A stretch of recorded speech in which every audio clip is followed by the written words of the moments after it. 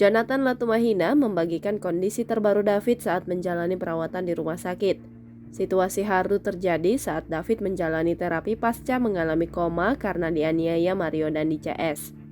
Jonathan Latumahina kini meminta pihak Mario Dandi selaku pelaku penganiayaan David untuk tak mengemis simpati. Hal tersebut lantaran Jonathan Latumahina merasa geram dengan pihak penganiaya sang putra, David, yang berharap vonisnya dapat diringankan. Sehingga kini Jonathan Latumahina dengan tegas mengaku rela berjuang demi keadilan untuk David, sang putra, dilansir dari akun Twitter @666 pada Selasa 28 Maret 2023. Dalam cuitan terbarunya, Jonathan Latumahina tampak membagikan potret terkini dari David. Diketahui jika saat ini David mulai menjalani beberapa terapi agar dapat mempercepat proses pemulihannya. Bahkan dalam potret tersebut David terlihat bersandar di kasur rumah sakit seraya mendapatkan pemeriksaan dari dokter. Melihat kondisi David tersebut, Jonathan Latumahina lantas menyinggung para pelaku penganiayaan David, yakni Mario Dandi, Shane Lucas, dan AGH.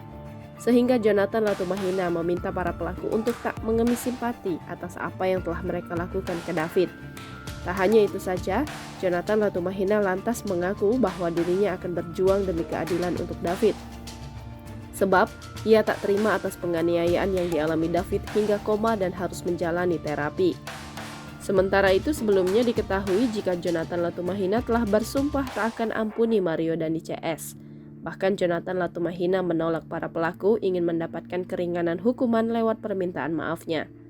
Sementara itu di akun Twitter Jonathan Latumahina pada Kamis 22 Maret 2023, David Ozora terlihat sudah sadar meski harus dibantu alat pernafasan di lehernya.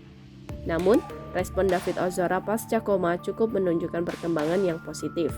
Terlihat David Ozora sudah bisa mengerti perintah dari lawan bicaranya seperti membalikkan badan ke kiri atau ke kanan. Ayah David Ozora pun berterima kasih kepada netizen lantaran perkembangan David yang positif diyakini berkat doa netizen.